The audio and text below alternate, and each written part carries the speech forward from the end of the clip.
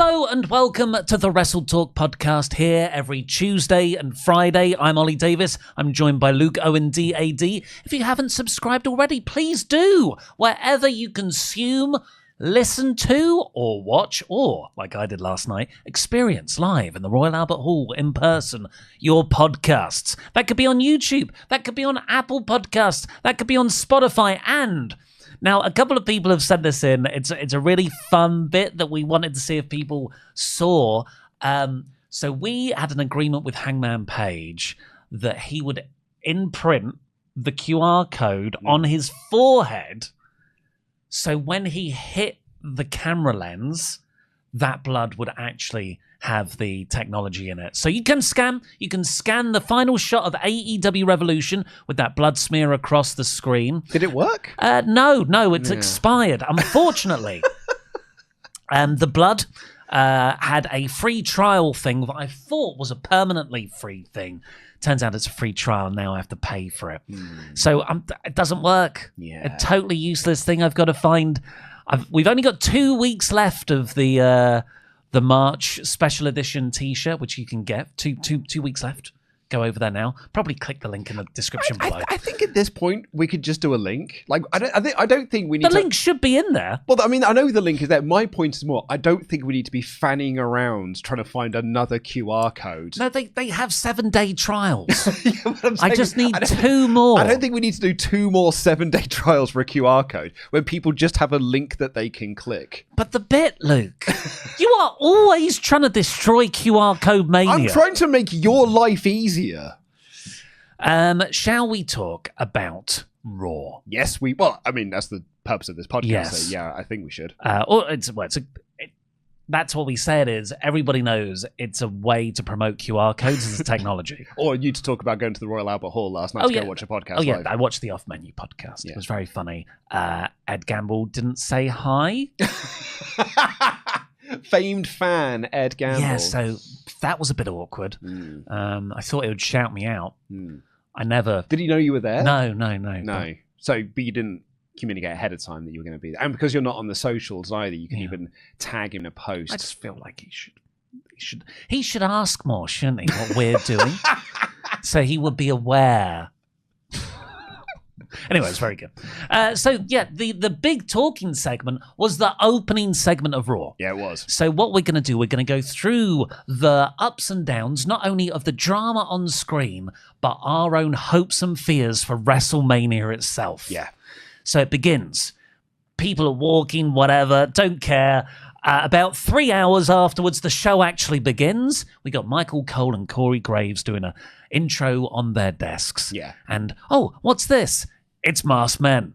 Yeah, the Circle Jerk, the Putty Patrol, the Jatari run out. I will say, actually, just off talking about Michael Cole and Corey Graves, I thought they were insufferable on this show. Something's happened. They were doing such faked, forced enthusiasm for things, and it really hit home when he said, Danhausen rocks.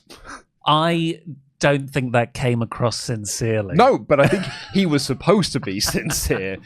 I think someone has given him a note. At the end of this segment, the camera cuts to Michael Cole, and Cole is like, you don't think... Could they possibly be putting on this match? I really hope... And Corey goes like, I hope to God that they do. Yeah. Like this, you are as faked and forced as those streamers you showed later on reacting to Randy Orton turning heel. But if they're going to use faked streamer clips, I don't think they are, because you would make them more excited. What I mean is, like, most of them look bored. Well, I don't say they're faked and said that they react to it post. I just think that they are forcing reactions to it because that is a way for your streams to feel like they are exciting. Which is why we were bad at doing live streams and why we've more or less stopped doing them. We're not good at playing that game. Although we're doing them for Mania.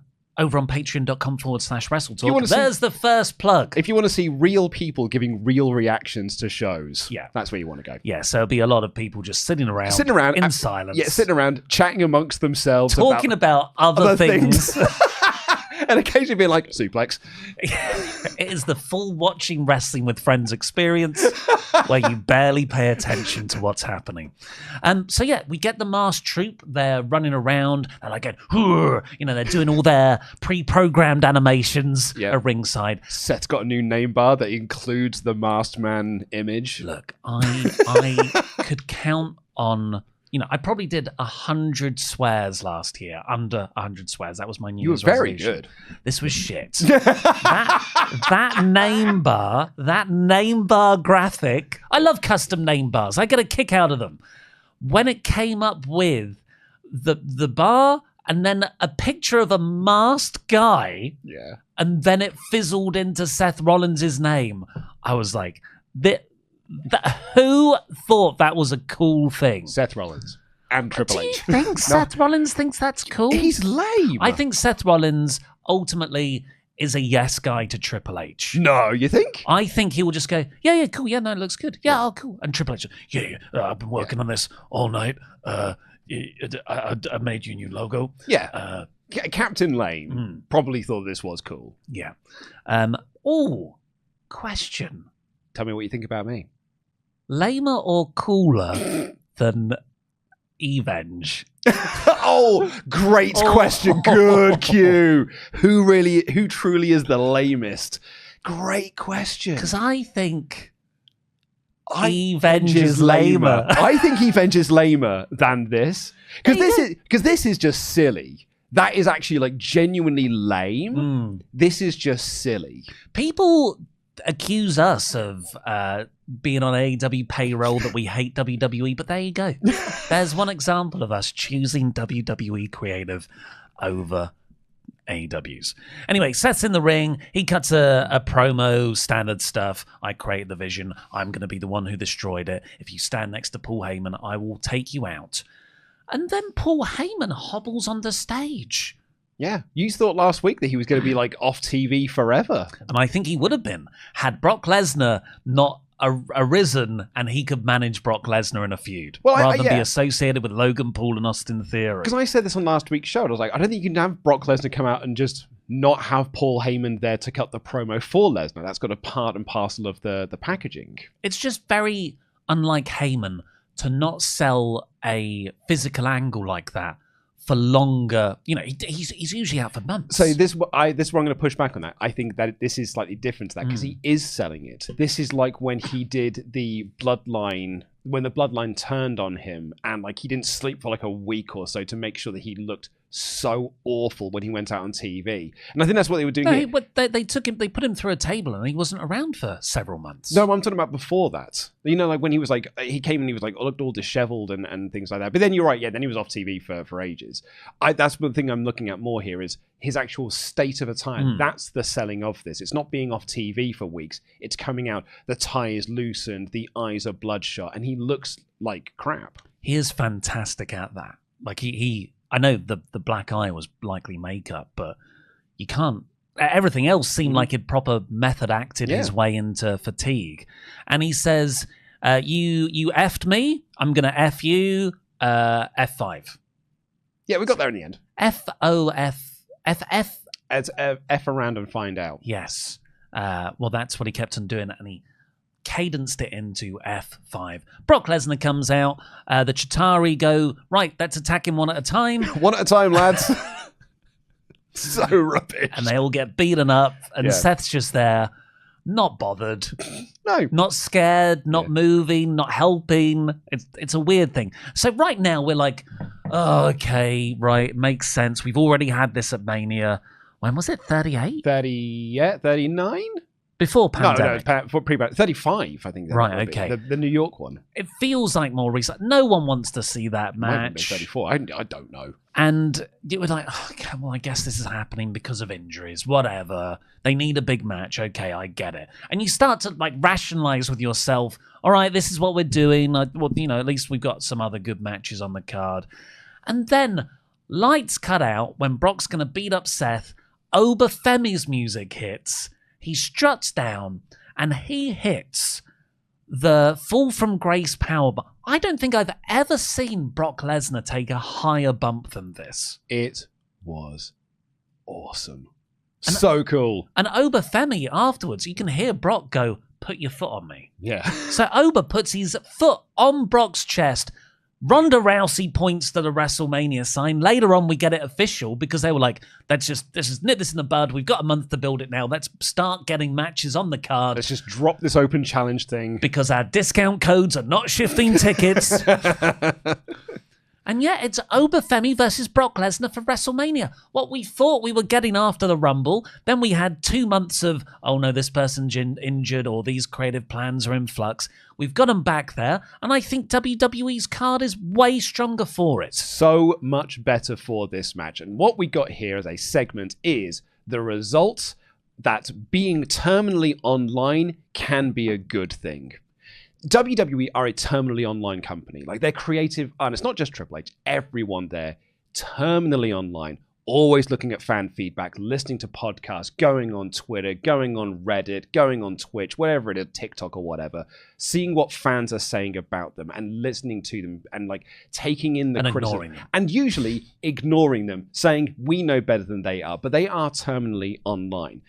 And I think that that's proof positive within this segment here. And by the way, like I've heard firsthand of how, and again, this is going back to the old regime, but they used to have like monthly meetings with content creators within the wrestling sphere to ask them, what do you think we should be doing to appeal to wrestling fans? And that's where the 24/7 title came from, is one person said, when I was a kid, I liked the hardcore title. So they made the 24/7 title because a YouTube content creator said, I liked it when I was a child. The monkey's paw. That was. So they are a company that have always tried to listen to online fans in this. But the reason why I think it's clear in this segment is what we got is because this was playing with fan expectation.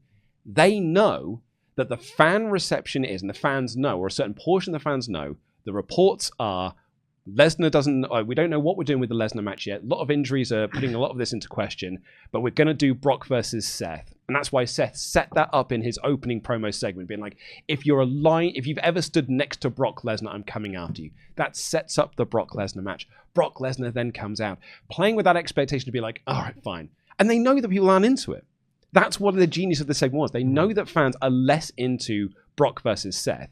So you give them what they don't want, so that when you give them what they do want in Oberfemi, you get a much bigger reaction out of it. I think this is genius. I think this is a really smart way of playing with the online audience. I thought it was awesome. Yeah, WWE used to do this really effectively with John Cena, because so many people were against the idea of him winning another title or winning that match. They'd lead you down the path of, oh, it's Super Cena, he's going to beat this person again, to make the drama bigger, that when Punk wins it at Money in the Bank 2011, famously, it's all the more cathartic. Yeah, I really agree with what you just laid out there. And do you think, if they really listen to fan feedback, though, wouldn't they drop all the masks? No. When I say listen to fan feedback, what I mean is they hear the criticisms and are playing into it. I still think they're just doing whatever they want to do. They are not just giving the audience what they want. But rather than do a segment where Oberfemi answers the open challenge and people pop for it, they give you what you don't want, then give you what you want. Do you think this means the end of the masked army? Now that Lesnar beat them all up? But that's in his name bar graphic. Like, unless Seth is just the masked man. And I don't think it is, because I think the announcement of Ober versus Brock pretty much solidifies to me that Bron Breakker's coming back in time. And I think that Bron, like as you pitched last week, Bron will be revealed as one of the masked men, one of the Putty Patrol behind him, one of the foot soldiers. Which could be a great visual. I think it'd be a great visual. So let's kind of go into what reportedly has happened behind the scenes. Brock Lesnar, was it? Well, they've wanted to do Brock versus Gunther forever. And that's where we thought we were going in Gunther's retirement tour. Brock Lesnar is reportedly retiring in August as part of SummerSlam. It's in Minneapolis, which is Brock's home state or town or country. I don't know. I don't know what a Minneapolis is. I don't know what a Minnesota is. Nope. I think they're connected in some way. Yeah, I think they are one and the same. I think they are part of each other. And I think that Minnesota might be a Providence. It's actually a principality because it's a head of state by a prince, like Andorra. Anyway, Brock was that on Disney Plus? and or. So that's where we were going into 2026. Then the Royal Rumble happens and Brock interacts with Obafemi. Really hot stuff there. Probably one of the best parts of that Rumble match. Yeah, so good. And then we're like, great, we're getting Brock versus Oba. They are going to try and build a new main eventer. We're using the Royal Rumble to build a storyline to do for WrestleMania. And then we got Bron Breakker getting injured, hernia surgery, like the week after, I think. Because Bron has that opening bit in the Rumble. Reportedly wasn't hurt then. It was the week after. So then it's like, oh, Brock might go in that direction. Let's book a open challenge thing to give us some time to see if Bron Breakker can come back. That's why we said earlier that this implies Bron Breakker is going to face Seth Rollins at Mania if Brock's being moved over to Femi. Yeah, because Seth needs a big match at Mania. If he can't, and it's not Logan Paul, he's already done. Austin Theory is not a big match. So we might have to do Seth versus Brock as kind of like our pull, break glass in case of emergency. It's not the ideal scenario for either Brock or Seth, but it is a scenario we can do if Bron's not back in time. On paper, for lapsed casual fans, that looks like a big match. Yeah. Lesnar versus Rollins. I recognise those names. But then there was also this plan, apparently, of having Lesnar against LA Knight.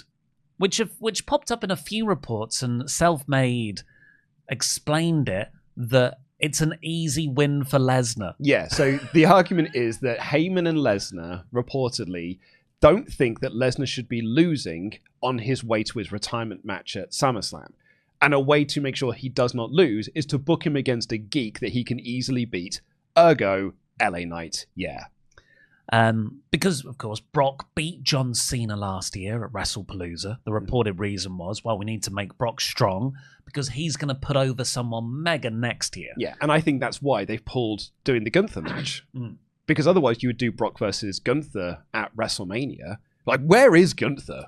By the way, we're 4 weeks out from WrestleMania, and the guy who retired John Cena and AJ Styles in like a 6-week period or 4-week period, nowhere to be seen on TV, has got no storyline. Yeah, I can't even. Is he wrestling Dragon Lee again? No, Dragon Lee's thing. Dragon Lee's in the Lucha things, which is the other part of terminally online WWE. AEW pay-per-view happened over the weekend, and people on podcasts like this one said that wrestling is bad on Raw. Fine, we'll give you Penta versus Dragon Lee. Yeah, it was pretty good. It was really good. This is what happens when you voice displeasure at a show. Sometimes they'll put on a banging match just to prove a point. So my concern here is that Heyman, Brock Lesnar, very powerful political players backstage, usually get their own way. Although Paul Levesque does have final sign-off on everything, just like Vince McMahon used to. But they were going, their mentality reportedly is Brock should not lose until he retires, presumably at SummerSlam. Mm-hmm. So what does that mean for Obafemi? So the report from Self-Made that Ibu clarified on Twitter because it got misaggregated, which is a bit of a sort of a worrying trend on social media over the last couple of years. And I would actually say that it's been exacerbated recently, a lot of misaggregating of people on podcasts, is that because of the way that this angle was pitched and the way that it was produced, there is a lot of positivity that Oba will go over at WrestleMania. And I think he should. Because I really do think we need to just be making some new stars. Brock's going, give this guy a huge win over Brock Lesnar. Like, this will do much better. Do I remember they did a Moss versus Brock Lesnar? And they were sort of like, was it 39 they did this? Like, that was what they were almost trying to do. Be like, man, we're going to try and make a new star out of a Moss. I think this is a legit attempt at doing this. Give yourself your new Brock Lesnar, the passing of the torch. Have him win at WrestleMania. What gives me hope is how much Brock sold for Oba. Me too. And that extra direction, put your foot on me, is Brock saying, I want this guy to look great because he might be beating me. It's not, you said this before we went on air, this is not Brock Lesnar versus Dean Ambrose, where Brock clearly did not give a flying fox about that match and didn't sell for Ambrose. This is Brock versus Drew McIntyre, or Brock versus, there's another good AJ Styles. AJ Styles, I'm going to sell for you. Danielson, because I think you are the right opponent for me, and I want to make you look good in this. So that's hopeful. But then I also look at the sort of 4 months preceding this, and we have Obafemi versus Cody Rhodes at Saturday night's main event. Just went to a no contest. But it was always going to go to a no contest. What I'm saying, though, is they had opportunities to create a huge momentum star out of Oba already. Yes. He could have beaten Cody because Drew McIntyre could have interfered. He was never going to beat Cody. I'm not saying that. Look, I'm just saying that they could have. They could have done. They could have. And then we could be here right now. I think that would have been this huge star versus this huge new star versus Brock Lesnar, as opposed to a unknown star versus Brock Lesnar. I totally see your point. I think the only reason I'm sort of pushing back against it is A, never going to beat Cody in that manner on that show at that time. B, sort of like, the reason I'm saying is because no one remembers it. Like, no one's ever looking at that show being, like, talking about the undercard. No one talks about... Well, they would. No, they would if Oba won. Let me finish my point. No one talks about Sol Rucker beating Bayley on that show at all. Like, no one talks about that. But if Oba had beaten Cody, maybe they would have been talking about it. But they did the DQ finish, which was so clear to anyone watching it that that's what was going to happen. I wonder if that would have been the case, though. Like, as I said, no one talked about Sol Rucker beating Bayley. Look, but I think maybe Cody's different. I'm saying Cody lost the title 3 weeks after. But that wasn't the plan, though, was it? Well, look, what I'm ironing out here is they have had multiple opportunities to make Oba a star. Agreed. And those opportunities are Oba versus Cody at Saturday night's main event. In the opener, big match. Could have had Drew interfere. John Cena's whole theme of putting over the next group of stars. You bookend it with Gunther winning in the main event and Oba beating Cody for whatever reason in the opener. Then you have the Royal Rumble. He enters at number 1, doesn't he? Or 2? Yeah, he was number 1. He was I'm pretty sure. Because he eliminates like a bunch of people. I think he's number 1. He comes out first, and then Bron Breakker is attacked and then gets eliminated. So he has a great showing in the Rumble. He could have eliminated Brock. Which, really, he should have done. Because Brock's elimination was just, I mean, there's the rumor or sort of speculation that Brock was like, I'm not dealing with this Jey Uso yeet stuff. Eliminate me. I've had my time now. Get me out. You can hear him tell Cody, eliminate me. And LA Knight's like, I'll help. I'll definitely get a WrestleMania match.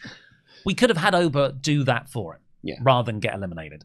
So and then everything else that Oba's done, beating Kit Wilson, beating Rusev, it's done nothing. No. Those are not high-profile spots.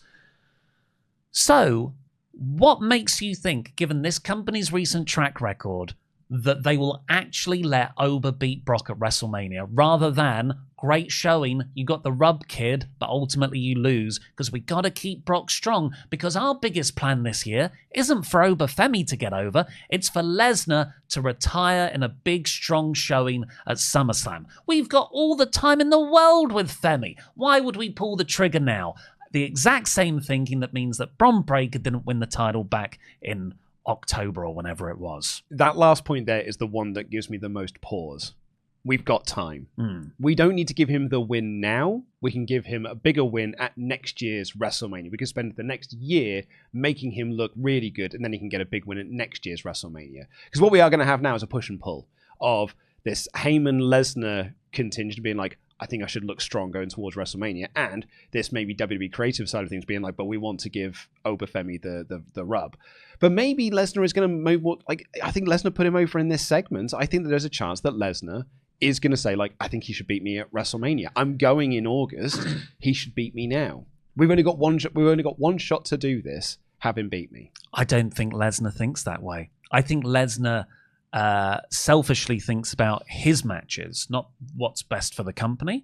So I think he if he's having that thought, he'll be thinking, I'll beat him now, but I'll make him look really good because we'll have a rematch at SummerSlam and he'll be the guy that retires me. But what about Gunther? Surely if he's not around. But if Lesnar is retiring, you do it against Gunther.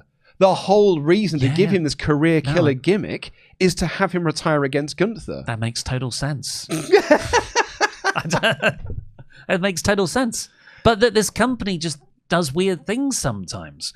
It's interesting because AEW took some really huge, creative, bold, potentially awful swings at Revolution. never having Hangman Page challenge for the title again, for instance. And I'm sitting here and I'm like, I trust them. I'll watch it play out. This was a great angle on Raw. Mm-hmm. I don't trust them. It's the opposite. The sort of feeling's inverted. I'm going to slightly disagree, because this actually did give me hope. This gave me I want to see this play out. Hope of Femi. Hope of Femi. And I am hoping, I'm huffing that hopium for my Hope of Femi. I think that Oba's going to win at Mania. Well, what do you all think? We had a £10 bet, Richard. I can't remember what it was for. What was it for? I was about to say, do you want to put a tenner on it? But I just remembered we already had one of those bets. And I can't remember what it was. Well, let's see what the viewers think. We can pick this up again on Friday's podcast. Right, let's move on. We had a recap of Punk and the Usos segment last week, a recap of the Reyes Americano interaction from the AAA show at the weekend. 2 AAA recaps on this show.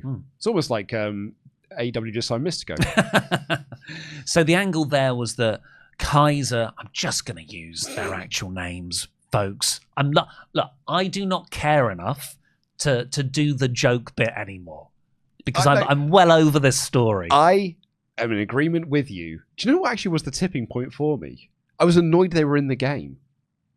I was annoyed that they're in 2K26. And I was like, there's 2 of you in this game. Why? With the same rating. Yeah. And I was actually just actively annoyed that they were in the game. So Kaiser handcuffed Gable, which let Kaiser win that match. And here we have El Grande Americano Civil War. Big news. The most interesting news in this. The Netflix ad breaks actually skipped again. Wasn't it nice? Yeah, it was great. And it's after I called him out for trying to fudge the numbers last week. You're welcome, everybody. Ted Sarandos fears Ollie Davis. Yeah. Get that on a sign. Yeah. You know, people say that people like WWE don't listen to us on this show. I think they do. Oh, no, I don't think that really has any impact. Do you reckon? Well wrestled match. I mean, they're both very good. I think the story was that Gable is the more proficient wrestler. Yeah. Kaiser had to rely on Rio and Bravo interference. They loaded the headbutt for Kaiser. Gable went to headbutt him, knocked himself out. Kaiser got the win. Yeah, fine. Yeah. They'll probably have a match at Mania. It'll probably be Mask versus Mask. Should have happened weeks ago. Yeah, I'm looking for them to get there already. Roman is shown arriving in a car backstage, and the Usos come up to him. They start off tense, and then they all start smiling. And I'm like, why are you pretending you hate each other? You've been friends since November. You were literally standing up for your cousin last week. And then Roman tells his whole Samoan family directly into the camera that Punk, you can do what you want to him. So I did actually get a message from someone on the old Instagram. I'm just going to give a shout out to their name. Brandon said that he reckons Solo and the MFTs will attack Punk before we get to WrestleMania. That'll be a bit of fun.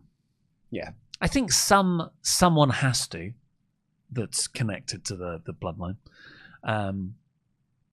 Then we got a recap of the Judgment Day term from last week. The idea is Finn Balor is not medically cleared emotionally. Broken heart, I think he's been diagnosed with. Yeah. So we'll get a big promo on this show, right, to set up the WrestleMania match, right? Well, we got 4 weeks, man.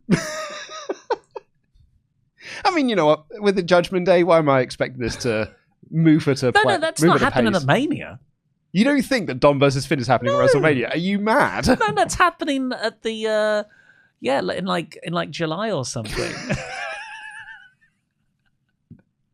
It's a backlash match. Liv cut a promo saying it's been her plan the entire time she joined Judgment Day. Get out. Well, it actually has, though, hasn't it? Like that Finn-Liv tension over who is the leader, the informal leader for this supposedly equal faction, has been there from the start. For a storyline 2 years ago, yeah. Mm. But they've been stoking it with... Have they? Look. Come on, man. They have told bits over the 2-year period. Those bits are spread out by 3-month intervals. Roxanne Perez's whole involvement is because Finn was trying to replace Liv. But Finn got Liv in the group. He had the hotel key.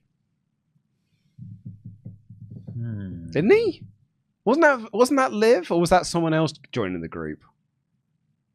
I can't remember. No, because no one cares. Yeah. No one cares. And if you say in the comments you care, you are lying to yourself. That is the headline here.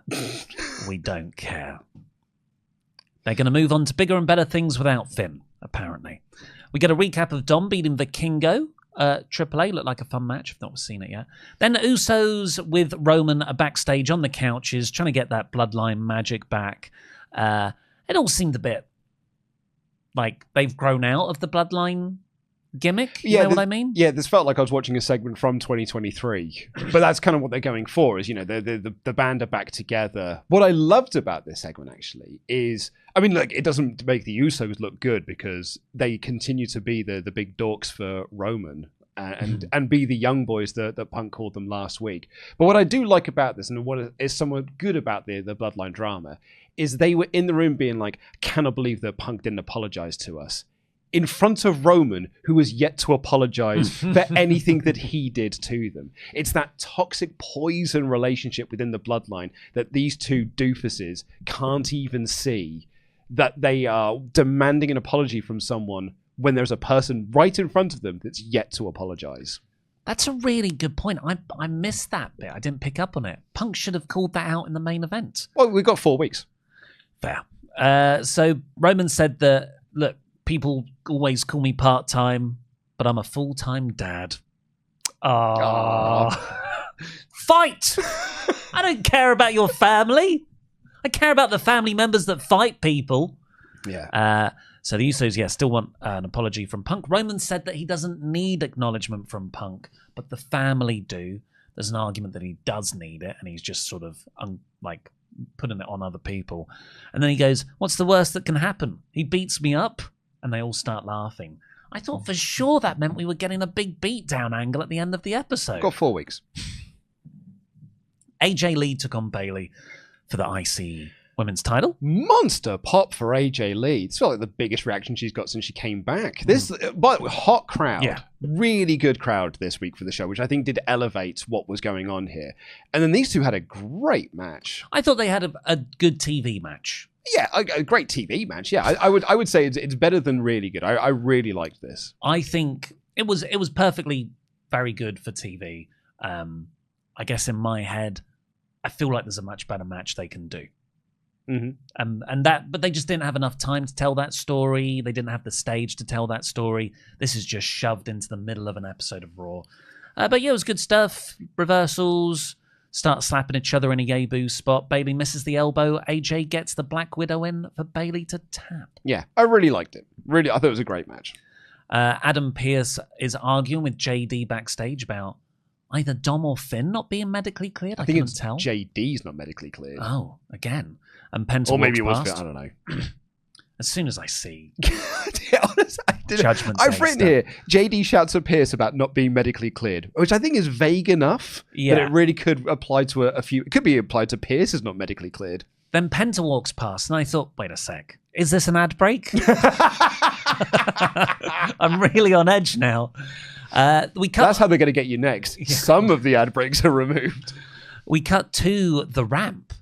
And Becky is just attacking AJ Lee on the ramp. She's run in, and the officials are trying to separate them. I like the effort to make this feel like a chaotic, unplanned attack angle.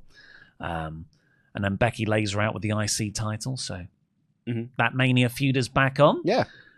We get a recap of the Orton and Cody heel turn, which was very effective, I thought. Yeah, we'll get another one next in a couple of bits.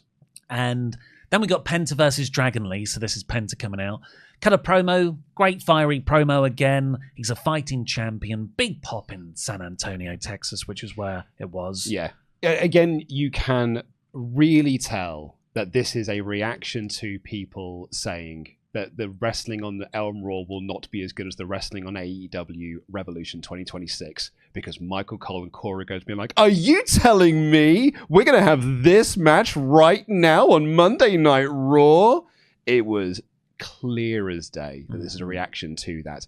And I'm glad because they had a great match. Yeah, competition generally makes both sides better. Yeah. They had a great match.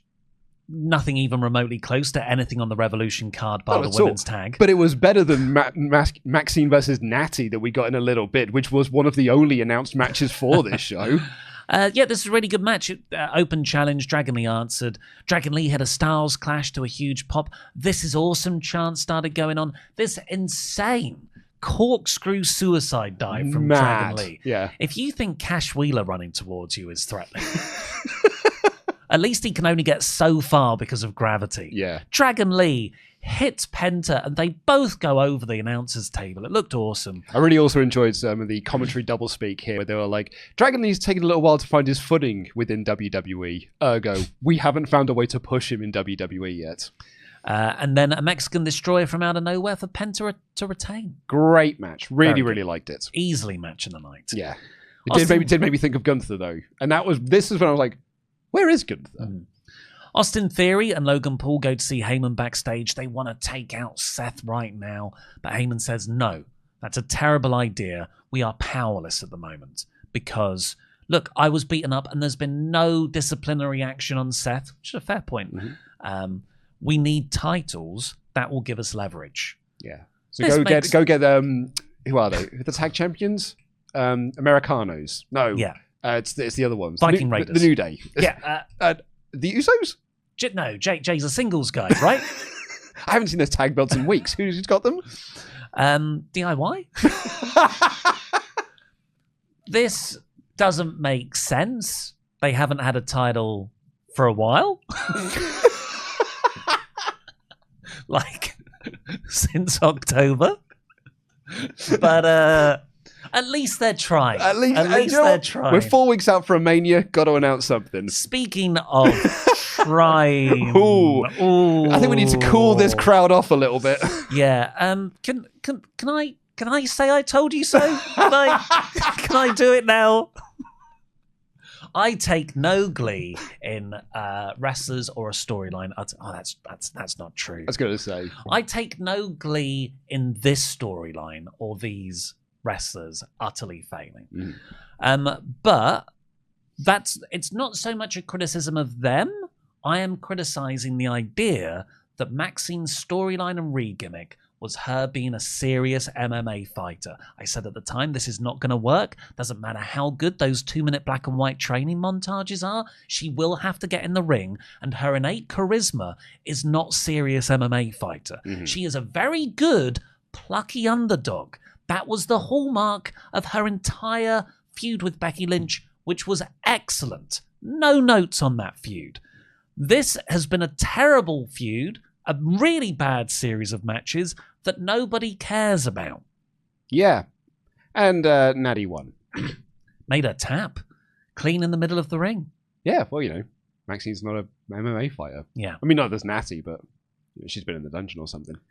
So there we go. Just to remind everyone we'll move on from Dupri now, in this gimmick at least. Just a reminder as well, the dungeon isn't as cool as it sounds. It's literally a basement. We get another Orton heel turn video package with... Whoa.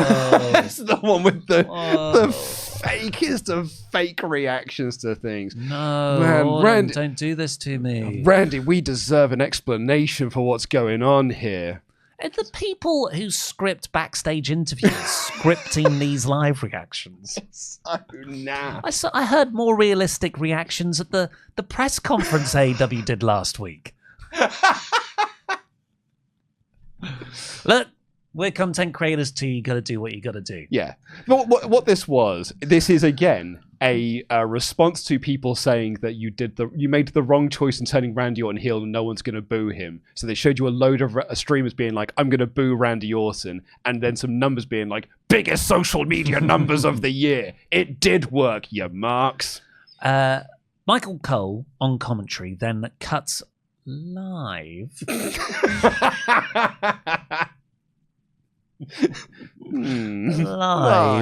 to Randy Orton.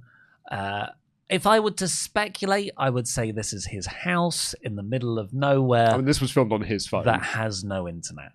Yeah, and he has filmed it and sent it in via courier. And he's airdropped this to someone, or just sent it via email, sent it via Dropbox. This was definitely filmed on his phone. And it is not a high quality phone that he has got. It's not like I recorded it when I got to do a breaking news from my living room. Yeah. Randy, I reckon he's rocking an iPhone 6. just why upgrade? Yeah. The crux of this was that Orton was on the phone to someone. This is sort of explaining the heel turn, but then giving us another question. He has realized who he is, or rather what he is. So a viper, not a human being. And the mystery is, who is the person he was speaking to on the phone that made him realize this? And he ends it saying, wrestling does have more than one royal family. Is his dad alive?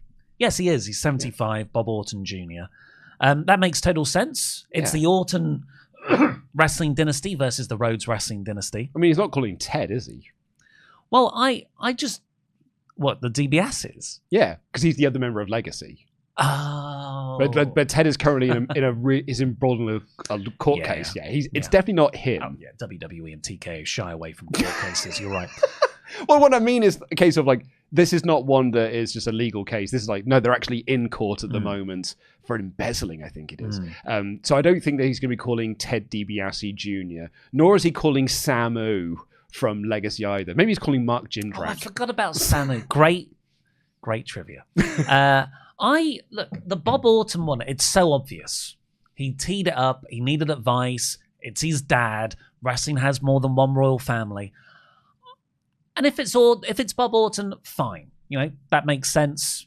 And you can do bits with Cody. Cody really works well when you're talking about family dynamics as a character. I just feel like this is WrestleMania. I feel like there's a bigger swerve reveal on the table. I don't know what it is. Obviously, The Rock is the biggest one. Rock has a connection with Cody. Doesn't really have a connection with Randy. No, but I suppose that is the more than one royal family. So about the Anoa'i dynasty. And then I was thinking, well, who else could it be? I thought Triple H. Shane. He's got a lot of history with Shane. Randy Orton. Yeah, they had a match. Remember, Shane did those awful punches to him. That's a bit vague. I feel like, I'm not saying Vince McMahon's going to come back, but I feel like this was setting up the reveal of a bigger thing. Yeah. Flair?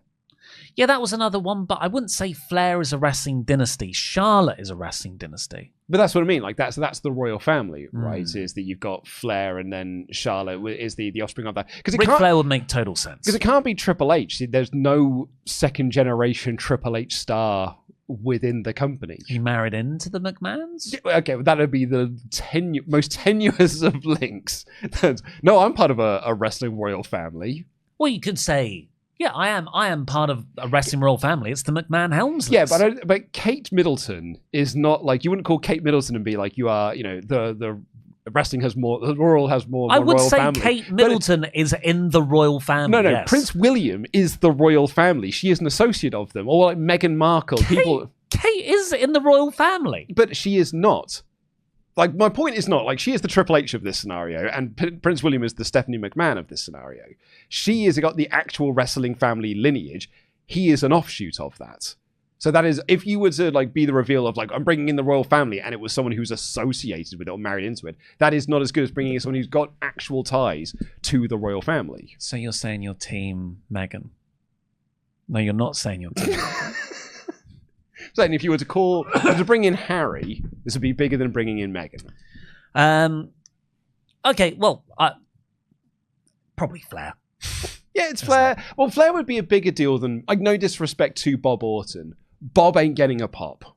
Yeah. But if you hit Flair's music, that's going to get a pop. That's going to get a reaction. That'll get some fake reactions on TikTok. We had a Bob Orton cameo last year in the Cena build, didn't we? Yeah, it paid off massively at that pay-per-view as well. We get an excited Siobhan Evans backstage. He's consoling Dragon Lee. I actually thought this was quite cute. Yeah. He was like, yeah, well done. That was a great match. Dragon's like, ah! Ow, stop touching me. I hurt. And Kofi walks in, says that being a WWE champion is about who you associate with. And Siobhan turns him down. I feel like Kofi's going to turn face. Yeah. Side with Siobhan as his mentor. Yeah, or you're going to spin it off into a New Day when Woods is back, do New Day versus Siobhan and Dragon Lee. Whatever it is, I like where this is going. I'm enjoying the skits. Danhausen turns up. He wants to be in the New Day. He does the dance, and Grayson Waller says, "Watch the product." That was 10 years ago, which I thought was very funny. So Danhausen goes to curse them, and Kofi pulls Waller in front of him. And then that's when Michael Cole goes, "Danhausen rocks." Danhausen rocks. What's happened to Michael Cole? Well, he's gone back to being lame again. Yeah. I worry that they are running this Danhausen thing into the ground. Oh, I don't think so. I think they're keeping him to like 30 seconds an episode. But it's on every show. It's on Raw and it's on SmackDown, and then it's on Raw again, and then it's on SmackDown again, and then it's on Raw again. If this was just on Raw, that would be one thing. Doing it on both shows is where I think you'll start to get diminishing returns of reactions. I've not felt that so far. Weirdly, the guy who wasn't a Danhausen guy is once more Danhausen. So I'm saying there's a concern that you might be running this into the ground. Or on the precipice of running into the ground. What a segue, because next up, we have Stephanie Vaquer versus Raquel Rodriguez. Yeah. And commentary sitting there talking like this is a fresh match. Do you want to hear? Do you want to hear what we've had? Uh-oh. Is this where your stats are coming in? You promised me stats. 3rd of November, 2025. The Judgment Day of Raquel Rodriguez and Roxanne Perez beat Nikki Bella and Stephanie Vaquer. Oh, yeah. I forgot about that friendship. When they were friends, best friends. The week after, on Raw, for the Women's World title, Stephanie Vaquer beat Raquel Rodriguez. These are all of Stephanie Vaquer's matches, by the way. Mm-hmm. These are the only matches Stephanie Vaquer has had since November. And then a Survivor Series beats Nikki Bella. Whatever. Not a TV match. Move that away. The 15th of December, Stephanie Vaquer versus Raquel Rodriguez in a no contest, 8 minutes. Then on the 29th of December, Stephanie Vaquer beat Nikki Bella and Raquel Rodriguez for the Women's World title. Then no matches for 4 weeks. Go home episode of the Rumble. Stephanie Vaquer teams with Io Sky and Rhea Ripley to take on the Judgment Day, Liv Morgan, Raquel Rodriguez and Roxanne Perez. Then the day after the Rumble, so the week later, Stephanie Vaquer beats Raquel Rodriguez for the Women's World title, Philadelphia Street Fight. And here, 16th of March, Stephanie Vaquer beats Raquel Rodriguez. Of the last 8 Stephanie Vaquer TV matches, 4 singles matches have been against Raquel Rodriguez, and Raquel has been involved in 7 overall. Yeah. What the hell is happening here? I wanted to know about Io Sky. Yeah, that's frustrating as well. Because Io Sky runs there and I was like, oh, she's got such a good relationship with Stephanie Vaquer. Has she? Well, didn't you just hear? On the 26th of January, they tagged together against the Judgment. And they did have, I think, 2 matches after WrestleMania last year. So, big time friendship. We've said it before, but when they put Raquel Rodriguez again in this match, I thought this Stephanie Vaquer title reign is atrocious. That's bad. Yeah, really bad. And like this feud with her and Liv is ice cold at the moment. It's all she is a transitional champion from the Naomi injury to Liv at Mania. And do you know what? There's an easy fix for this. Have Raquel win. Have Raquel beat Stephanie 2 nights after the Royal Rumble, and then build this around Liv Morgan versus Raquel, both still within the Judgment Day. There's actually going to be some stories. You could have built some angles out of this. As it stands, we're just on a treadmill here, just running in place, spinning our wheels until we get there when Liv wins the title at Mania, and then we can spin off into the Liv versus Raquel feud. They had so many opportunities to do something here. You literally shot an angle at the Royal Rumble and have done nothing with it. Liv tried to interfere, but that's when Io Sky came down to take her out because, like you said, they're best friends, Io Sky and Stephanie Vaquer. Raquel pounces Io away. Stephanie takes out Liv. Distraction, all that combined. Let Stephanie get the roll-up win. What is Io going to do at Mania? Well, she's going to have a singles match with Raquel. Like, I took some heat a couple of weeks back because I said, I don't think this company sees Io Sky as a big deal. Oh, it's clear. But no, okay, I'll give you the counter to that. She was champion last year. Yeah, CM Punk was the champion for a lot of the early 2010s. Yeah. The company didn't see him as a big deal. My point with Io Sky is they recognize that the crowd like her, they don't see her as a big deal. Two of those things can be the same. Yeah. Two things can be right at the same time. And those LA Knight. LA Knight. They recognize the crowd are into LA Knight. They don't see him as a top guy. They recognize that people are really into Io Sky. She is not their top priority, which is why she's just toiling around at the moment and kind of doing nothing. Her versus Raquel. That's not a WrestleMania match. It's barely a Backlash match. It's barely a TV match. Bayley is angry backstage for losing her AJ Lee match. She's yelling at Lyra. Lyra yells back and says, but I'm going to make sure we go to Mania together. Oh, who should be right next to them at this point? The Kabuki Warriors. Asuka's angry with Bayley because Bayley beat her in the gauntlet match last week. So Bayley and Lyra decide they're going for the tag belts. Yeah, that tag team scene. We talked about this. This was my big WrestleMania prediction. We're getting like a six-way match because there's like three set up on SmackDown. Because you had the whatever they're called, Lash and Nia, whatever their tag name is, I've forgotten now. Alexa and Charlotte and the Bellas back on TV. After Brie Bella said, I thought I was going to be on TV more after I made the return of the Royal Rumble. She's now back on TV. And now you've got another two teams set up here. Maybe you'll get Raquel and a tag partner and Io Sky find a new tag partner and they can be part of this as well. I think that's it. I think that's what will happen. Look, 2025, one of the standout things of the year in wrestling was how WWE were booking their women's division. It's been terrible this year. Well, it's because they haven't got Rhea now. Well, just the tag division thing has sort of fallen apart. Rhea's in this feud with Jade that's just come out of nowhere and hasn't gotten hot. The good things, they are actively discarding. Stephanie Vaquer's title reign is nothing. The Liv match doesn't feel special. I just said this whole side of the company has fallen to pieces. Yeah. Very disappointing. I feel like they've lost interest. They had a direction, then TKO came in and said, we need to sell Mania tickets. So they've had to change that plan, and now they don't care. It's the same thing that happened with the Trios titles in AEW. They were brought in so the Elite could win them. The second the Elite didn't have them, they lost interest. We get the Usos versus the Vision announced for next week. I don't know if that's a tag title match. Was it? I didn't see. I mean, it makes sense that it would be. LA Knight comes up to the Usos and says, look, you can be handling family business with Roman, but if the bloodline's coming back, we're going to have a problem. They were like, no, it's just family business. I like that. Me too. Particularly because Knight gives a fist bump to Jimmy, but Jay won't give one either because now he's no longer the yeet man. He's super serious right-hand man Jimmy again. Jay even. Now, Roman Reigns then comes out for a promo. You said you've got some stats. This is the main event segment of the show. Well, it just, my big thing was Roman came out for his promo and he called out CM Punk. And in total, it took nearly 15 minutes for this promo segment to start.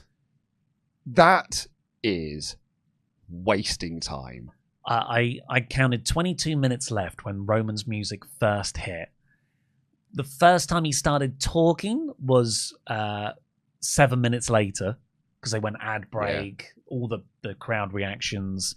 Then it took him like 3-4 minutes to actually call out Punk plus Punk's entrance. So by the time they're both in the ring, there is only 8-10 minutes left. Yeah, and that's fine because this segment doesn't need to go 15-20. No. It doesn't need to be a 15-20 minute segment.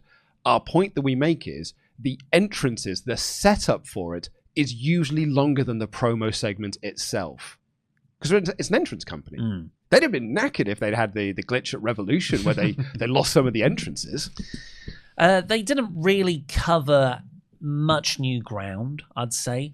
Definitely the weakest of the three promo segments so far. But he said Samoa Joe. Yeah, so let's go through these play-by-play. Punk says that Roman keeps using his government name. He's not going to call him by his real name. He's certainly not going to call him Joe because that would be offensive to another Samoan Joe he loves very much. Yeah. Hey, Samoa Joe, how you doing? Roman said that any Samoan has permission to do what they want to Punk. Punk says they'll all high-five me like they do in San Antonio. What a great time to be alive. Roman had a good line about how Phil can't main event anything this year, can't even main event the European tour, which is one of those bits that's like, that's a shoot. Yeah. That's a shoot gripe that Punk might have. Yeah. I think that he might see himself. He's not the top guy at the moment. And this is what I liked about the segment. I think I'm probably higher on the segment than most people were going by our Patreon feedback. And I agree. I thought this was the weakest of the three. But there's a lot of this I actually really did like because it's playing on more of Punk thinks he is in Roman's head. And he is, because what he is saying is getting to Roman, but Roman's not letting it show. But Roman is also in Punk's head, and Punk is so easily letting it be shown. And that's where the mind games are not working for him. The things he is saying to Roman are affecting him. Yeah. He's just better at hiding it than Punk is. And some of the lines were excellent lines. You had a Punk admit that he deserved what he got last week from when Jimmy punched him in the face. Still hasn't apologized, though. He said, right message, wrong messenger. Yeah. It's a really, really good way to describe this. Who's the real tribal chief? And Roman said, I've heard this all before. This is boring. Who's the real tribal chief? I'm a part-timer. This is what the big top dollar players do. Go ask your wife. Yeah. Great line. Great line. I think he could have put a bit more stink on it, I think he could have said, ask your wife. She's a part-timer. Because that's the thing there. Yeah. I think you let the audience fill that in. I feel like you could have just, that extra bit would have got everybody to do that. Oh, because you didn't get the, oh, really. You just got, he said wife. You also maybe don't want to just be outwardly saying, we've got part-time champions. This feud is very comfortable burying the rest of the company. Why stop now? And then Roman goes to leave because he's like, you can't come up with anything that actually phases me. Punk gets in his face. Punk cuts a kayfabe at WrestleMania. I'm going to give you a GTS. Your ego's going to be split in two. Actually, the least interesting thing about this whole feud is them actually wrestling. I just want to hear the talking. And that's when Roman goes, oh, I know how to get in your head. You're old. And Punk just decks him. Some people have said that it felt like an overreaction from Punk to what was such a small line of "you're old." But the point was, it's the build-up of everything that had been said in this, and that was just the one that tipped him over the edge. He probably could have said anything, but that was just the straw that broke the camel's back. It wasn't just, you said I'm old, I punched you. It was a combination of everything that was said in there, mentioning his wife. People saying he hasn't mentioned Larry yet. That could have. I think that's probably still to come. We've got 4 weeks to go, folks. I think the old bit did strike a nerve. I don't think it was an accumulation thing. I think because it was you who told me. This is Punk's story. Yeah, absolutely. But I think that Punk is well aware of that. What I'm saying is that I don't think people said the old line felt like an overreaction.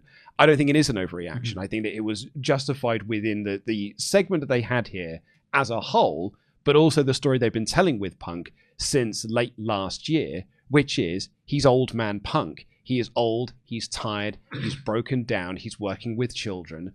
And he is now the old guard up against these. I mean, the problem is someone says shouldn't really be pointing out that, this company's old when Roman's not that much younger than CM Punk. He's 7 years younger. Yeah, he's also in his 40s. But I think that it kind of works within this. They're not saying the company is old. They're not saying the main event scene is old. They're just saying you as a character, your gimmick is you are old man Punk. Yeah. I thought it was really good. Again, it was that sort of downbeat ending to Raw. It was not like everyone was going crazy in the crowd. It was more muted. The officials escort Punk out. And Roman's laughing. And Roman's laughing because he got in his head. He's right in his head. And he's like you're saying, he's like, I'm just so in his head. This is the easiest thing for me. I got a sort of memory of Kevin Nash, the Kevin Nash feud, where Punk said, LOL, I thought you were dead. He was dead. Yeah. So that was, again, saying you're too old. In isolation, it's a very good feud. I think this is a great story. You zoom out, though, and WWE are now in this place where a large portion of their main event storylines are I'm old. Yeah, well, that will happen when you have a lot of old timers. I think it is quite a warning sign. We've been saying it for a whole year last year. They need to make new young stars. They haven't done. And that means the major storylines were John Cena's retirement, AJ Styles' retirement, Randy Orton trying to win one last title, Punk, is he past it? Brock Lesnar's going to be retiring in August most likely. This is a bad sign for the health of the company. Sure, have one of those storylines going, but having so many big ones in a period of time where there's not much sign that you're elevating younger talent, that's a big warning signal for the future for me. Yeah, I would agree with that. As a segment, I thought this was good. It was not as good as the other ones, but I think I've enjoyed it more than, based on the feedback that I've heard, I think I enjoyed this one more than a lot of people did. Well, should we hear some of those thoughts at patreon.com/WrestleTalk? Wheels here said, I think it's interesting how this rivalry between Roman and Punk has turned it into a battle between CM Punk and his own ego. Almost like he's facing his own immortality. That's exactly what it is, yeah. And Henry with a very good point, which we didn't pick up on earlier. Seth Rollins said inner circle. Oh, did he? He did. Like, I let Paul Heyman into my inner circle. Yeah. Huh. There's no way they're not doing it on purpose, whether or not Jericho is coming. Would not put it past Trips, just keep teasing something he can't deliver on. Graph, not really sure how I feel about this Punk Roman segment. It's the weakest of the three, and the closing line worked for the story they're telling with Punk on his old man run, but it felt kind of bland. Maybe it's the way Roman delivered it, or something else. Said in Magic, the opening segment was awesome. I'm all for Brock versus Ober. I think it's way better than Brock versus Gunther. Also, I thought it was funny that CM Punk was claiming he was in Roman's head, then he immediately proved it's the other way round when Roman called him old. Well, that's the beauty of it, because Punk is not very self-aware. Yeah. Character-wise. just character-wise, yeah. I thought that was really strong. And lastly, Kane here said, think Seth's character has gone quite crap. Giggling around Ober coming out, then just walking up to Brock slowly, then leaving the ring. Strange start to the show, but then followed up with that unreal fall from grace by Ober. Yeah. Like Seth was the least interesting thing in that segment. By a long distance. Overall, I gave it core again. 4 out of 5. Yeah. Good little run for Raw at the moment. I thought this was a really good episode of Raw. And when I say that, the opening segment was great and the closing segment was great and everything in the middle was broadly fine. But the Penta versus Dragon Lee match was great. The drama curve. Curve. What I liked about it on a sort of macro level was this felt like we have direction going towards Mania. A lot of the recent shows have just felt like things are happening with a main event segment that builds Mania way too far in advance. This time it felt like, oh, okay, Becky versus AJ Lee, Brock versus Ober, Roman versus Punk, probably the Vision versus the Usos. It's nice to have a bit of clarity, especially when you're 4 weeks out, because now we're in the traditional pay-per-view cycle build. I completely agree. This is where Triple H usually does shine, because now he has got to actually promote this show and get you excited and get you hyped for it. So what was that tweet from like a few years ago? It was like, if everything has felt boring up until now, it's by design. There's a big run of shows coming. I think we're heading for a big run of shows coming, and I am excited for what's to come next. And it's, we said it earlier, man competition is really good for WWE, because when there is an AEW pay-per-view just one day earlier, it really does light a fire underneath them to try and fire back at certain naysayers. You can also get a shout out on this very show if you go over to patreon.com/WrestleTalk, not just your comments read on air. So thank you, always shining Garrett Albright. Hannah A, baby. Geordie Twin DAD, Harry, congratulations. Absolutely. WrestleTalk's personal problem solver, Jamie Donovan. John Jenkinson, son of Jenker. Guess who's backs? Backs again. It's Joshua Backs. The heir to the throne, Kate Ayers. Manipulating Mani Umaria. The needs of the many Connish outweigh the needs of the few. Max Kurt Wallander Wallen. Probably better than Kyle, Philip O'Reilly. And lastly, for this Hall of Fame class, on Tuesday the 17th of March 2026, the Kendo Stick Connoisseur, Purple Panda. Go over to patreon.com/WrestleTalk, not just for all that stuff, but also because Monday Night War, the biggest series ever. It's me and Luke in tag team turmoil versus Sullivan and Dan Layton. And we are having a great time so far. I'm really looking forward to shooting again tomorrow. It's really what I've been thinking about a lot. I'm just excited to do it again. We, spoiler for future episodes, Luke and I right now, not in the best place. But Sullivan, teamwork wise or roster wise? if I can, actually, that's a good point. I did forget about that. I can just put over as well how much fun Sullivan is having. He said, in not so many words, it's more fun than a no rolls barred shoot. Yeah, he said board games are lame. I only do it for the board game marks. Yeah. He said, all that stuff. He just Quite shocking. He actually just does it to pop Reddit. Yeah. He doesn't really care about them as people. Yeah. He just cares about those upvotes. Well, yeah. If anyone can get in Sullivan's head to just throw him off his excellent game so far on my GM. Well, they are quite easy to rattle. Yeah. Oh, mentally weak. We are the Roman Reigns and they are the CM Punk of this currently. Go over to patreon.com/WrestleTalk because all of Monday Night War, all 50 episodes is over there exclusively. But for now, I've been Ollie Davis. This has been Luke and DAD. Jam that jam. Jam that jam.